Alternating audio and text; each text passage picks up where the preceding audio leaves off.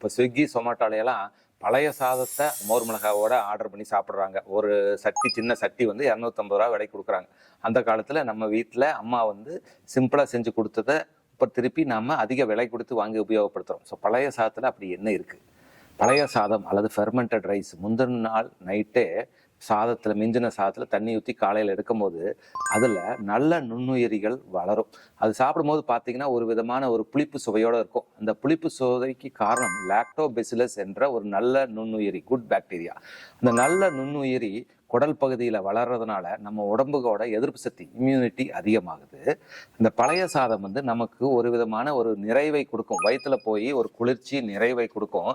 அந்த நிறைவு இருக்கிறதுனால நம்ம குடலோட மூமெண்ட், மொட்டிலிட்டி ஜாஸ்தியாகும். ஸோ மலச்சிக்கல் வருவதற்கான வாய்ப்பு கம்மி.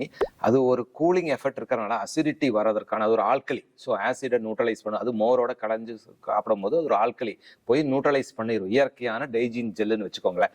ஸோ அசிடிட்டியை குறைக்கும், வயிற்றுக்கு ஒரு குளுமையை கொடுக்கும். அப்புறம் இந்த பழைய சாதமானது ஜீரணம் வந்து மெல்ல ஸ்லோ சஸ்டெயின்டாக ஆகிறனால பசி மட்டுப்படுத்தும். ஸோ நம்ம இன்டேக்கு குறையும். ஸோ நம்ம உடல் பருமன் ஆகுவதற்கான வாய்ப்பு குறையுது. மெல்ல ஸ்லோவாக அது அப்சார்வ் ஆனால் ரத்தத்தில் சர்க்கரை திடீர்னு ஏறிடாது.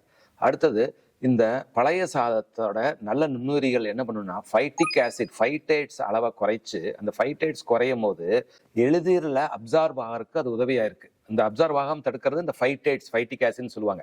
அதையெல்லாம் இந்த நல்ல நுண்ணுயிரிகள் தடுத்துறதுனால இந்த தேவைப்படும் iron, calcium, vitamin B12, folate போன்றவை அப்சார்வ் ஆகிறதுக்கு அதிகமாக இருக்குது. Vitamin B12 especially non vegetarian சோர்ஸில் தான் அதிகமாக இருக்குது. வெஜிடேரியன் சோர்ஸில் இந்த பழைய சாதம், ஃபெர்மெண்டட் ரைஸில் விட்டமின் B12 அதிகமாக இருக்குது. அப்புறம் அந்த பழைய சாத தண்ணி இருக்குது இல்லைங்களா, மேலே இருக்கிற தண்ணி, அந்த பழைய சாத தண்ணியில் கால்சியம், மெக்னீசியம் போன்ற தாதுக்கள் இருக்குது. இந்த தாதுக்கள் எல்லாம் உடல் வலுவாவதற்கு மிக மிக உதவியாக இருக்கும். ஸோ பழைய சாதத்தில் நம்ம இவ்வளவு நன்மைகள் இருக்குது.